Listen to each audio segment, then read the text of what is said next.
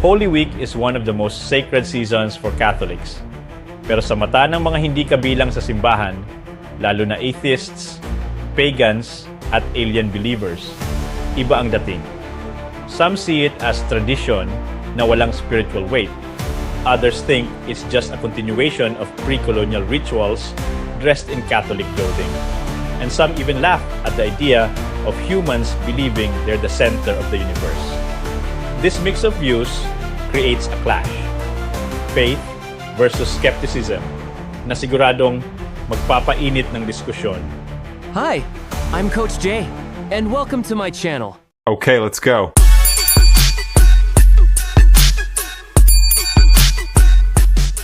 Your question, where did God come from, assumes that you're thinking of the wrong, obviously it displays that you're thinking of the wrong God. Because the God of the Bible is not affected by time, space, or matter. If he's affected by time, space, or matter, he's not God. Time, space, and matter is what we call a continuum. All of them have to come into existence at the same instant. Because if there were matter but no space, where would you put it? If there were matter and space but no time, when would you put it? You cannot have time, space, or matter independently. They have to come into existence simultaneously. The Bible answers that in 10 words. In the beginning, there's time. God created the heaven, there's space, and the earth, there's matter. So you have time, space, matter created a trinity of trinities there. Just, time is past, present, future. Space has length, width, height. Matter has solid, liquid, gas. You have a trinity of trinities created instantaneously, and the God who created them has to be outside of them. If he's limited by time, he's not God. The guy who created this computer is not in the computer. He's not running around in there changing the numbers on the screen, okay? The God who created this universe is outside of the universe. He's above it, beyond it, in it, through it. He's unaffected by it. So the concept that a spiritual force cannot have any effect on a material body, well then I guess you'd have to explain to me things like emotions and love and hatred and envy and jealousy and rationality. I mean, if your brain is just a random collection of chemicals that formed by chance over billions of years, how on earth can you trust your own reasoning processes and the thoughts that you think? Okay, so your question, where did God come from, is assuming a limited God. And that's your problem. The God that I worship is not limited by time, space, or matter. If I could fit the infinite God in my 3-pound brain, he would not be worth worshiping, that's for certain. So that's the God that I worship. Thank you. For atheists, Holy Week is often reduced to a long break. Walang divine meaning, walang spiritual reflection, just time to sleep in, hit the beach, or binge-watch series. They see the processions and rituals as cultural noise, parang traffic jam na kailangan lang tiisin. To them, faith is optional, and Holy Week is simply a calendar quirk that gives them free time.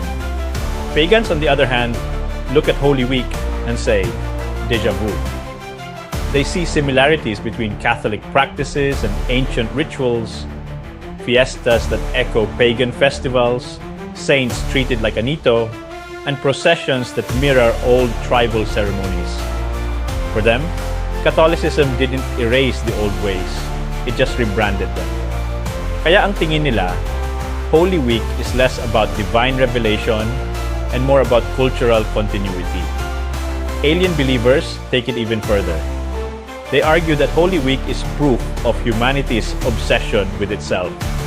Sa kanila, ang idea ng salvation at resurrection is too human-centric, ignoring the possibility of higher beings or cosmic truths. Some even joke that if extraterrestrials ever visit, they'd find our rituals amusing, humans mourning and celebrating events that may not matter in the grand scheme of the universe. Biases like these can sting. Catholics see Holy Week as sacred, pero outsiders often dismiss it as superstition, tradition, or even distraction. Yet, these views highlight something important. Faith is not universal. What feels holy to one group can look hollow to another. That tension is what keeps the conversation alive. Religion is never just personal, it's public. Hey buddy, just a quick one. If you like it here, please subscribe and follow me for more videos. I think I'm a white man. You think? Yeah. No, do you believe? I believe I am a white man. Don't you know that believe is a doubt? How is belief a doubt? Eh? How is belief Because a you doubt? cannot believe something and know it. If you Wait, take wait, in my poor brain, wait. hunger. I cannot believe it and know it. No. And you can only believe in what you don't know. I like that. You can only believe in what you don't You know. don't know. That's why you have to believe it. Yes. Ah. Now, do you believe in your mother and father? No, I know my mother and father. Yeah. So, but you might believe in Jesus. I might believe in Jesus. Because you don't know Jesus. I've never met Because him. you can only believe in what you don't know. True. So know that belief is a doubt. The real question is not whether outsiders are right or wrong, but whether their perspectives force us to reflect. Kung ang mga atheists nakikita lang ang pahinga, kung ang mga pagans nakikita ang continuity ng kultura, at kung ang alien believers nakikita ang human ego, lahat ito may sariling validity. Hindi kailangan tanggapin ng buo, pero pwede nating gamitin para mas maintindihan ang sarili nating pananampalataya. Final message. Holy Week in the eyes of outsiders ay nagiging reflection. It shows how faith can be interpreted as ritual, leisure, or even cosmic comedy. Hindi ito insulto. Ito ay reminder na belief systems are always contested, always questioned, and always redefined.